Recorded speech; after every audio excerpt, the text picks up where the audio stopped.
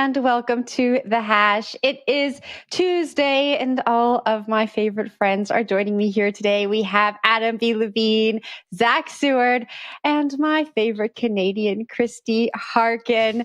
Zach, I think you have the first story, but some big hacking news that just broke. Why don't you tell us what happened? Canada pride. I mean, you can't skip that. Shout out to Canada as a non-Canadian. Shout out to Canada. Anyway, yeah, I got a little bit of breaking news to share. Before we get going on the programming today, Ronin, which is the network that houses the popular play-to-earn game Axie Infinity, appears to have been drained of $625 million in what may be the biggest DeFi exploit in history. That we just reported that through Andrew Thurman. This was announced by the developers of the Ronin network today. Bit of breaking news. You'll be hearing more about that later. All right, let's change gears. We're going to talk about Ethereum. Ethereum Merge. The people, they want to know. They're searching peak interest as registered by Google Trends about the merge of Ethereum from proof of work to proof of stake. Now, some market observers say this interest may be pushing Ethereum prices higher. You're seeing that chart right now, almost 3,400 for one ETH. A lot of activity going on in the Ethereum space as always, but perhaps the biggest thing in Ethereum land these days is the transition from the energy-intensive proof of work mining to the less energy-intensive proof of stake consensus mechanism.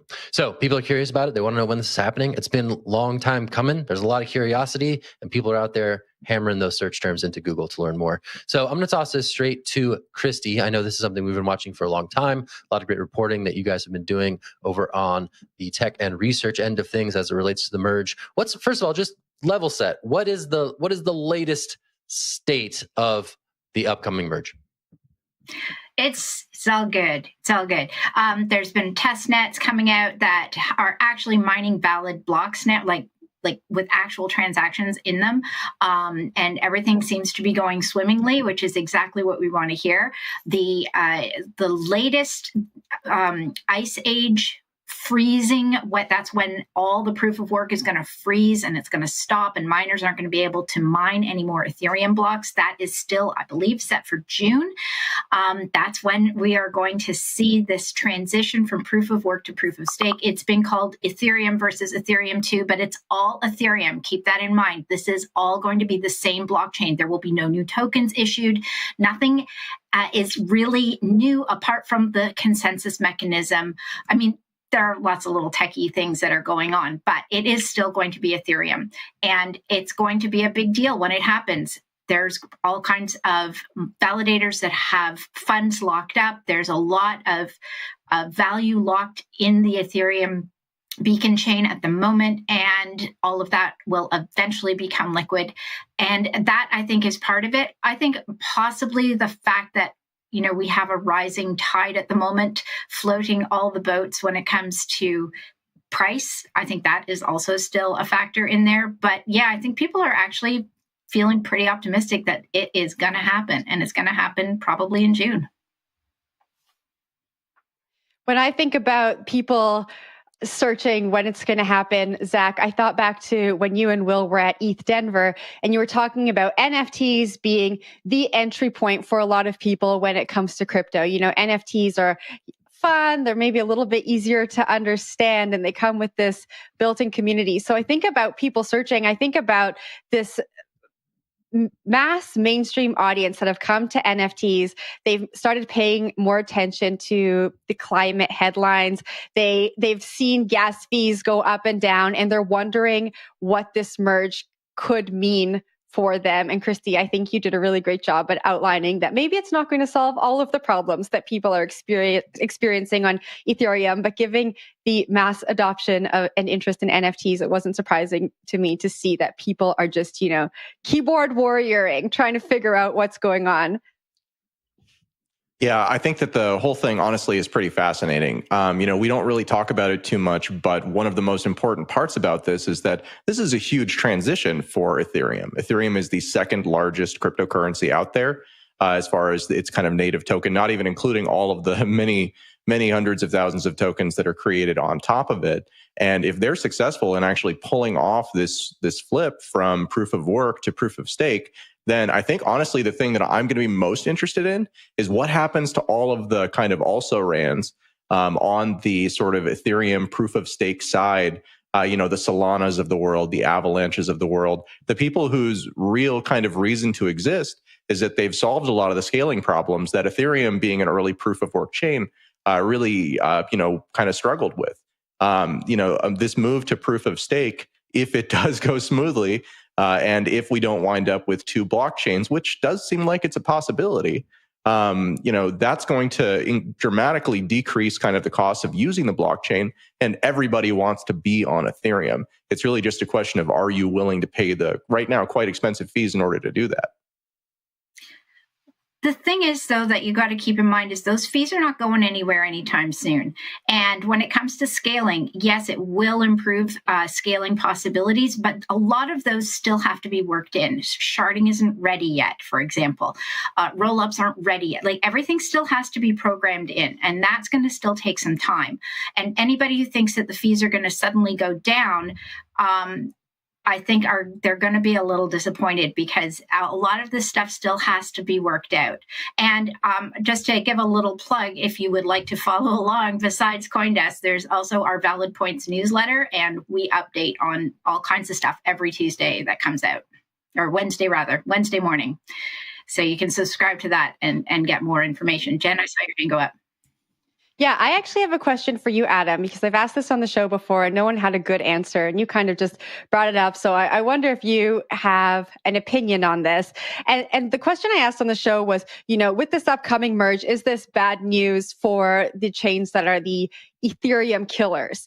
And we've seen a lot of brand partnerships, a lot of money go into partnerships with some of these other chains. What do you think is going to happen, if anything, if this works out in a timely manner? I mean, it really does get back to the point that Christy brought up, which is, what does this do to fees, right? If the proof of stake kind of move goes successfully, but it doesn't substantially decrease fees, then probably nothing really changes.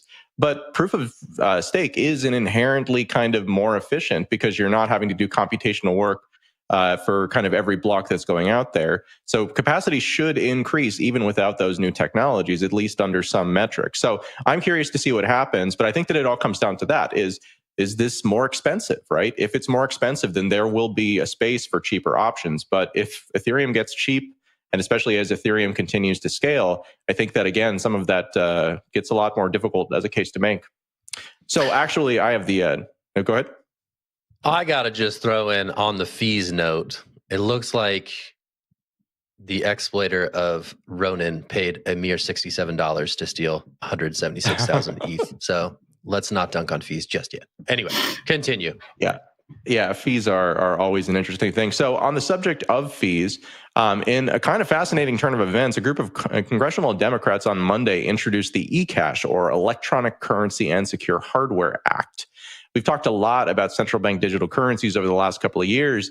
Basically, they take some of the technologies and ideas behind decentralized cryptocurrencies while cutting out a lot of the decentralization and other desirable elements. This new bill proposes a very different system, one that's pretty much a direct digitization of the concept of cash with all of the good and bad that comes with it. So I actually read the 28-page bill this morning. And it is actually kind of interesting to me. It doesn't use a blockchain, but because of that, it has kind of the upsides and downsides of cash. So on the one hand, it is possible to forge it. It is possible to, since you lack a kind of central registry of all transactions, you don't have the privacy implications that come along with that, but you also don't really have a way to tell that somebody is spending cash, that hasn't already been spent. But on the other side, it also means that there's no tracking and kind of a whole bunch of these other things. It honestly, I was looking for gotchas and I didn't find a bunch. I saw just kind of exactly the same set of trade-offs that you have with physical cash today. So, I mean, Christy, we've kind of talked a lot about kind of these cryptocurrencies as a solution for a lot of these problems. I mean, what do you think about a digital cash system that doesn't use a blockchain?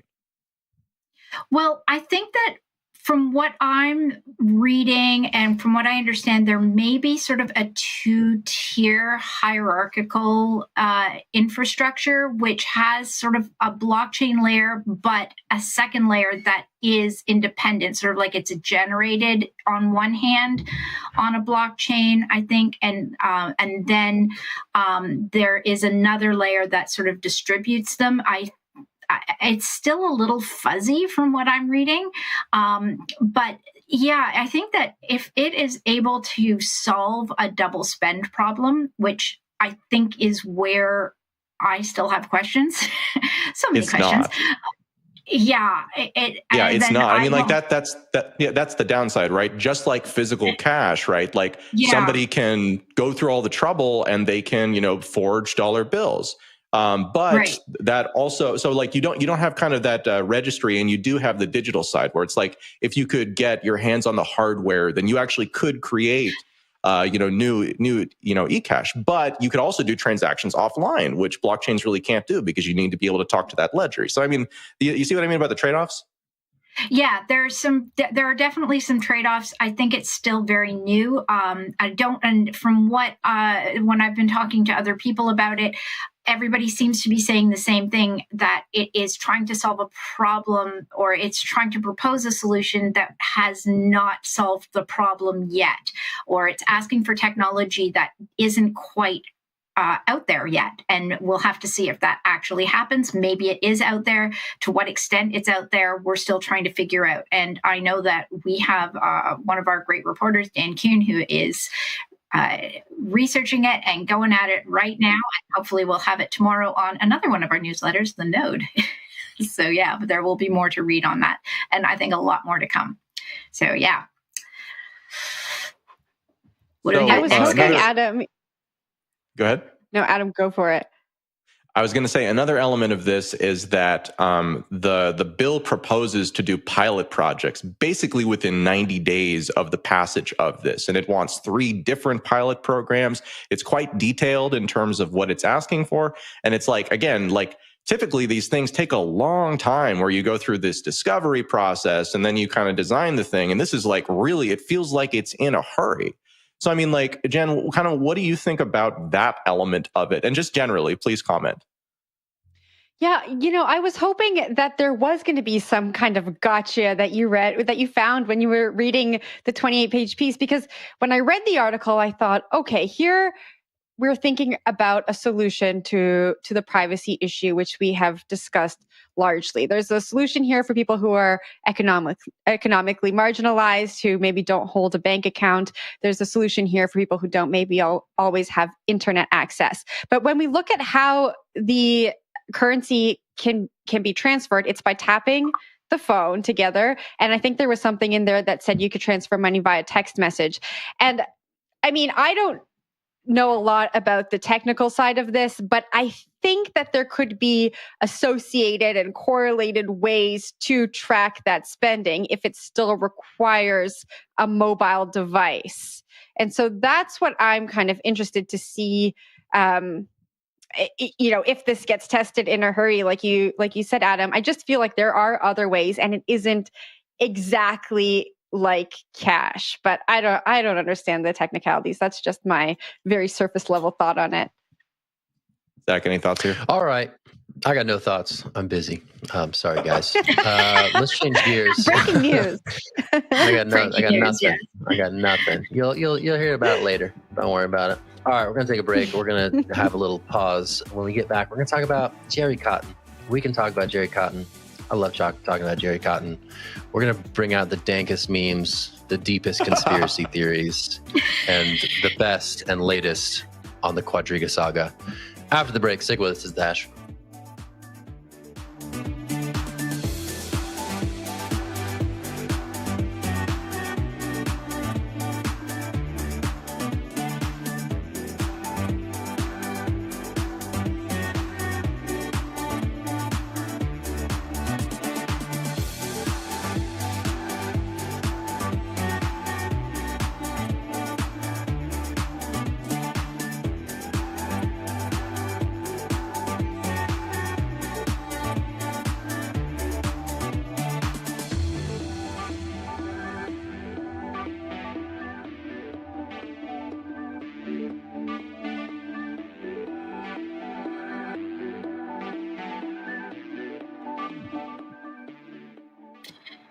There is a new Netflix documentary coming out tomorrow, and it is all about the saga of QuadrigaCX and the mystery of Gerald Cotten and his mysterious death. And we've got a bit of video to show you here. When I think of somebody who's a criminal mastermind, who's devious, calculating, cunning, what we don't think of is a geeky 24-year-old. Jerry came across friendly, positive, upbeat. Everyone has a thing they're a nerd about. It seemed like Jerry's was business. I created QuadrigaCX for buying and selling Bitcoin. Canada's largest cryptocurrency exchange. Are we hanging out with Mark Zuckerberg right now? Is that what's going on? Jerry faked his own death and run off with the money. Organized crime, Russian mobsters. It's possible his wife could have poisoned him. Who can you really believe? Whew. Heady stuff, heady stuff. I am so looking forward to seeing this tomorrow. I have listened to all the other podcasts I think that I could get my hands on. Full disclosure here. Back in the day, 2019, I lost money on Quadriga. Yes, not much, just a little bit. I know enough not to keep my money on an exchange, but I was actually cashing some out at the time. And yeah, and I kind of knew Jerry a little bit because we worked together, but that was all in the past. Now what is happening, so for a little bit of background, back in the day, January 2019, QuadrigaCX filed for creditor protection in the Supreme Court of Nova Scotia. That was because, as it turned out, the 30-year-old Gerald Cotten, Jerry Cotten, had reportedly died under peculiar circumstances in December while he was on his honeymoon in India. At the time, QuadrigaCX was the largest crypto exchange in Canada by far. It was pretty much the only, well, I think it was almost the only job in town. So this is where many Canadians would buy and sell Bitcoin. And as it turns out, the whole thing may very well have been a Ponzi scheme from the start, a scam right from the start. And so these documentaries and podcasts that have been coming out are delving into a lot of the speculation about whether or not Jerry is even dead. He may still be alive somewhere, living the high life, sipping Mai Tais on a beach using my $1,000 to fund himself. Yes, that much.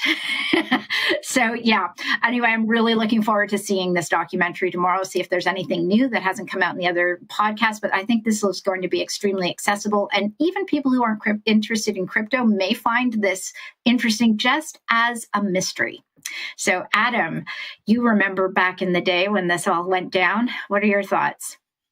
I mean, everybody loves these stories, right? Everybody loves kind of the mystery and the weirdness that surrounded this one. I think that we had Gerald Cotten as one of our most influential a couple of years back after he had died, I think. And again, it was because, it was because, you know, like these stories are fascinating because we don't really know what happened. So on the one hand, you know, like, it kind of doesn't matter what happened because ultimately the fallout kind of continues around this. And on the other hand, people really, I think, would like closure when it comes to this story. Zach, what do you think? Yeah, I mean, it's just an amazing story. You're right, but I think there are human repercussions to this, right? There are, you know, clients and customers of these exchanges who lost sums of money. There are, you know, family members of Gerald Cotten and others who are, you know, deeply involved in this story. It's kind of hard, and seeing that trailer kind of has some of the, I cringed a little bit because I mean, I think it does sort of play up to some of those sensational impulses that are native to this story, just because it is such a crazy story. This is like a story that was, it was in Vanity Fair, for instance. Like Vanity Fair had a fantastic profile about this epic saga of Quadriga. You know, this is a strange story with lots of strange details, lots of mysterious circumstances. There was an exhumation request at some point issued by the Mounties. I don't know if that was ever executed. There's all sorts of weird things in this story, and I'm really curious to see what level of detail this piece, this Netflix piece, goes into, because again, you know, from the conspiracy theory of, you know, Jerry's in Cuba with Tupac sipping on Mai Tais to, you know, no, it's just like he just met an unfortunate end, and this is what happened with it. It's it's a crazy story. It has not gone away, and every time we're reminded of it, I am just in awe of the crazy stories that this space produces on a regular basis, like the alleged BitConnect hackers, right? Like all that stuff. There's so many crazy stories, and this one, I think, for me, is the craziest. But I'll throw it to you, Jen. What are your thoughts? I think, to your point, we're going to see more of these infamous stories dramatized for the mainstream. When you watch this, it's just like, you can't believe this is happening. And just like everyone has said, I think this has appeal not only in the crypto community, but for anyone who loves a great, dramatized, sensational thing to watch on a Friday night. I also think, though, that it is going to get more mainstream interest from people who weren't interested in crypto before. I think people will watch this. They will be shocked. They will learn a little bit or a lot, and they will be privy to the types of scams that happen not only in this space, but in many other spaces when we're talking about finances and the online world. And so I think a lot of people are going to learn from this. They're going to be entertained, and it's not going to be the first Netflix documentary that tells some crazy crypto story from the years behind us. So I don't know. I'm excited to watch it, and maybe Christy will learn about. Was your story featured in it, Christy? Not this one. No. It was not. Mine was a very small story. I did not lose, some of them lost like $400,000. I was nowhere near that. That's and like I say, I know enough not to keep that much on an exchange. So well, that's something people can learn, right? Something people can learn. That plus, keep your private keys safe and don't, drop them off the side of a boat accidentally. Nudge, nudge. That kind of stuff. There's a lot to learn about crypto in general, and also the fact that this guy was, he was a scammer before he even got into crypto. So it's not unique to crypto, and I think that's really important too. Zach? Yeah, I mean, just the repercussions of this story. We had more Quadriga talk with Wonderland, right, which is that DeFi experiment on, exactly. I think it was on Avalanche, and one of the co-founders of Quadriga was exposed as a member of sort of the leadership team of Wonderland, and Wonderland sort of tanked as a result. So sort of like whether it's that or whether it's sort of the regulatory repercussions in the Canadian crypto market as a result of this thing, Quadriga is sort of a touchstone moment for a number of reasons, and it's going to be interesting to see what comes of this particular telling. Jen, I think we're changing gears. What do you got? Yeah, we're going to wrap up the show with some SEC news. So a new proposal to define the word dealer could be bad news for DeFi. A 200-page proposal aims to redefine what it means to be a securities dealer and would expand the definition to include people and businesses that use automated and algorithmic trading tech to execute trades and provide liquidity. Now, what the crypto industry is concerned about is a footnote in the document. And it says the proposed rule would also apply to digital assets that have been deemed to be securities. Adam, I'm going to pass this one off to you. Just a small footnote in a 200-page document. A lot of people on Twitter think that this is really an attempt to undermine the industry and get a stronghold of DeFi. What did you think of this story? I have a lot of sympathy for these types of perspectives on these sorts of stories because, again, the sort of powers that be, the Treasury Secretary Janet Yellen's of the world, the Gary Genslers of the world, these are not really allies of the space. These are people who are, to my eyes, looking for reasons to make things more difficult, to make things easier for sort of the existing way that things work, to frankly stay the people in power.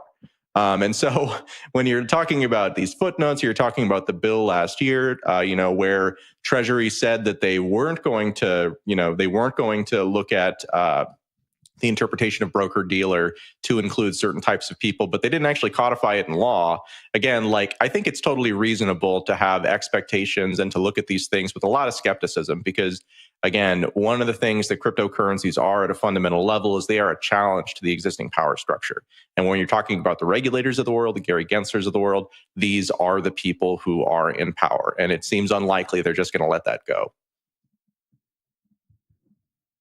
Yeah, there was a tweet, I believe, in the article that said, if this happens, it could kill tech, which I think is a very broad statement. But Zach, I saw your hand go up there. Do you think that a small footnote could kill tech and kill DeFi?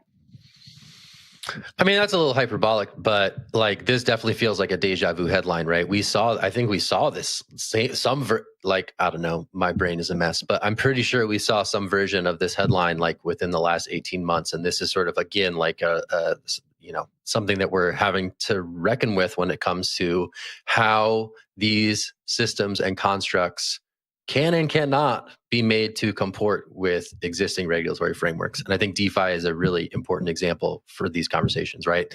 Do you need a money transmitter license if you can send money in a peer-to-peer fashion or interact with these DeFi protocols as robots in the internet that are doing bank-like functions, right? It's like this question that has yet to be advanced. And I think maybe this time around, there does seem to be a little bit more momentum on the lobbying and or education front, depending on how you look at it. So it would be interesting to see if some of these nuances can find their way into the law of the land. But this one, to me, just feels like we did this before. So it's going to be interesting to see what comes of it this time around. That's all I got. Christy, I'll toss it to you. You are muted, I believe. Oh, we can't hear you. Yes, it is. There's not a lot, I think, other than that really struck me. That wasn't, as Zach said, we've seen this before, except the other thing we've seen before is the sneak attack version, where we are going to get this kind of shoved in at the last minute. And oh my gosh, now we have to all react to it and we have to pull it out. And they thought they could get it by us, but heck, we found out anyway. And the inclination to primarily regulate through enforcement, throw this in there, make it too late for us to do anything about it, and then regulate by enforcement. And the lack of clarity and the sort of, just heavy-handed way of going about making sure that there is lack of clarity makes it really tough on an industry that is here to stay, one would think.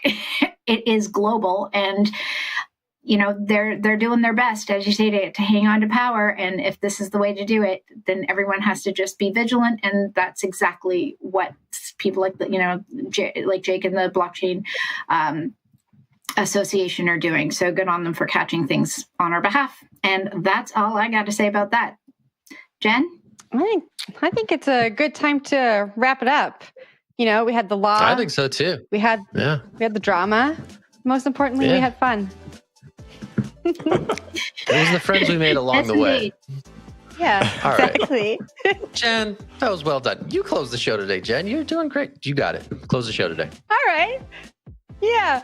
Well, that's it for us. We had Adam B. Levine, Zach Seward, Christy Harkin, and me, Jen Sanasi. You are watching CoinDesk TV. All About Bitcoin is at 3 p.m. And between now and then, if you want to read about all of the crazy things that are happening in crypto, you can find that at CoinDesk.com.